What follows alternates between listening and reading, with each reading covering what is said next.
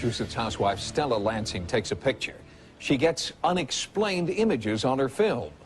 Using any type of camera at all, with any type of film or videotape, Stella Lansing records what appear to be images from another dimension. We've all had strange things show up on our pictures. Glitches, scratches, strange patterns of light and shadow. Weird images are bound to show up every once in a while. But researchers in the field of paranormal photography believe some of these photos are actually a window to the supernatural. For 30 years, Stella Lansing has captured bizarre anomalies on film and videotape. Nearly every single time she takes a picture or shoots home movies, strange images appear. Here, a severed arm mysteriously floating in front of this woman's head. Strange facial lesions mark her own self-portrait. A mysterious monk appeared while she was taping a television special about Queen Elizabeth. There's a series of unique clock-like images that defy cinema and time logic and were unheard of in the field of paranormal photography until now. I probably didn't realize that it was any kind of a gift or anything in the beginning. I was just trying to get proof of what I was seeing. I tried with every kind of camera I had, and as this went along, I asked someone if only I had a movie camera, and they let me borrow theirs, and that's when I started to get my very first nighttime sighting. There is usually a rational and mechanical explanation for what produced a given image on the film, as opposed to a supernatural answer. The idea that Stella was experiencing more than just mechanical failure first occurred to her while shooting these high-tension wires near her home in Massachusetts. Suddenly, this burst of light came off of the knoll where I was just facing there and shot up. It seemed like in that direction, toward the moon, in the direction of the moon, south, southwest. And as it did, all these multicolored lights were flashing. And that's when I got this object that looks like arms sticking out. A frame-by-frame analysis of Stella's Super 8 film reveals these astonishing images. A group of 4 men, which photo experts have named the occupants. In the 20 years since this Super 8 image was captured, photo analysts have debated its authenticity.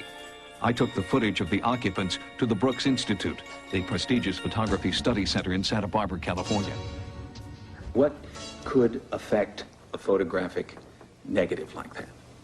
A stray light entering from a small hole near the camera lens, possibly some kind of after effect when the film was taken out of the camera, some kind of a very fine, hard, and short light strike that produced those patterns. 8mm motion pictures are so small, frame by frame, that it's virtually impossible to fake them without a sophisticated laboratory and animators. You'd have to run a Walt Disney studio to do it. A person like Stella Lansing could not do it. Even more mysterious than Stella's Super 8 image of the occupants is what happens when the film is transferred to videotape. Then, unidentified voices suddenly appear.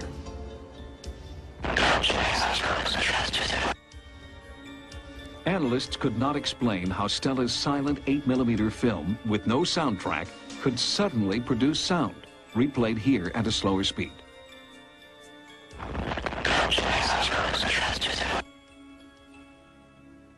With no technical knowledge of photography herself, Stella searched for someone who could explain the images in her photos.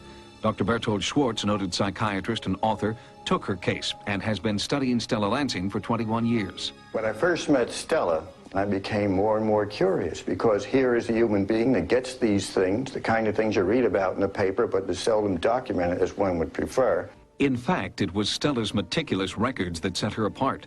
For 30 years, she had kept detailed logs of all her photos and films. As one went over the notes that she had laboriously collected through the years, she'd write on the film boxes, she'd write on scraps of paper, she'd collect clippings, and you put it all together, the story seems to hang together. And we have to ask the question, how do we explain it? Questions and questions and questions, but then it becomes fascinating, a real mystery of the first order. Some of Stella's most bizarre images are referred to as the clock series, images captured on film that surround such things as airplanes and church steeples, appearing at night and during the day. Strangely, when the single lights of the clock formations are enlarged, they reveal spacecraft-like images. And even more astonishing, these so-called spacecraft extend beyond the edge of the film frame. It overlaps the frames. Indeed, the time-space barrier is smashed in some way by this housewife. Ran the clockwork patterns on Stella's photographs. What do you make of them? I can find some rationale in calling them a mechanical problem in the camera. Some of the consistencies from frame to frame indicate that the exposure was produced not in the camera, but somewhere as a light leak entering the camera, or some other pattern. The pattern appears to be very similar, but not always the same. But Stella Lansing still got the clock-like formations when she used 6 different cameras, 2 different types of film, inside, outside, in daylight, and at night, in 5 different states. She even succeeded when her camera was switched for another at the last moment. So could Stella Lansing be somehow affecting her film subconsciously? To find out, Dr. Schwartz has subjected Stella to psychiatric evaluations and brainwave analyses. In 1971, Dr. Schwartz himself filmed this breakthrough field study. He and Stella journeyed from Springfield, Massachusetts to Munson Hill, to the power lines where Stella first photographed the occupants. Stella's saying, oh, they're going to come, they always do. And by golly, we see these 2 orange or reddish-orange globes. First there's 1, then there's 2, they're blinking, they seem to hop around. Aim my camera at it, I hope I'm capturing this, I don't know. What does this mean? This causes me to believe that either there's some type of mind projection, either she's somehow projecting these images onto the film from her imagination, from her own mind, or that another theory, which is certainly not provable, not by me anyway, could things exist in another dimension, in a borderline way where they flicker in and out of our dimension?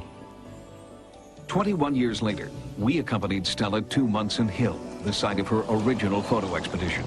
We wanted to see if Stella would get the same paranormal images under our own controlled conditions. There's some kind of interaction here. Whatever it is, I don't know what it is, but for some reason, it's just like when I'm driving, I seem to know where to look. I mean, I don't have eyes in the back of my head, but I seem to know when to look somewhere, and I look like that, and there it is. Stella also took still photos of our sightings producer and camera crew, and surprising results occurred at the Palmer Photo Lab, where Stella's film was developed. The first thing their technician ruled out was light flare. This is what's interesting right here. This seems to have solidity to it here. It's almost an oval shape. And right here also has the same thing. That is really strange. It has all the attributes of classic camera flare. But all the light was behind Stella, not behind the subject. There appears to be some sort of light source just breaking over her shoulder. But it would be visible to the naked eye. It would be like a flashbulb or something. It could have been a very transitory event, very short in duration, where the human eye and brain in combination just didn't recognize it, but the film did for whatever reason. I believe in what I'm doing, and I know there's something out there, and nobody can tell me there isn't. Debate continues on what is actually appearing in Stella's films. We'll keep you updated on the results of future investigations. With the study of paranormal phenomena in its infancy, we may never know for sure what's really appearing in Stella Lansing's films. Are the images ghosts, UFOs, or some unexplained byproduct of Stella's own mind? Coming up, an exclusive sightings update when we revisit a Texas family threatened by a sinister apparition. Sightings, we brought you the story of the Lamonis family of Dallas, Texas, who said they were being terrorized by a ghostly entity. To rid their house of the ghostly presence, the Lamonises participated in a seance. Our team of psychics appeared to make contact, but since then, the entity has returned. We have decided to move. Things are still happening here in the house. She knows that I don't want her terrified, and I don't want the children scared to death. And it's best that they move. The Lamonises can't live with the fear any longer. They've moved out. But no one knows what awaits the next family that lives in this Dallas house. To report your sighting, call 1-900-740-SIGHT. Each call, 75 cents a minute. Average call lasts 2 minutes, and you must be 18 years or older. Again, the Sightings Hotline, 1-900-740-7483. On the next Sightings, have our shuttle astronauts captured photographic proof of real Star Wars between extraterrestrials and our military? And our hunt for modern-day vampires uncovers evidence of sinister motives. On the next Sightings. Join us next time for new investigations. For Sightings, I'm Tim White. Good night. In the tradition of In Living Color comes a new comedy that's way out there, The Edge. For humor with a bite, catch Julie Brown in the series premiere of The Edge. Tomorrow after a full hour of Cops and an all-new Code 3. Now, Fox's Friday Night Search Party continues with an all-new episode of Likely Suspects. Next.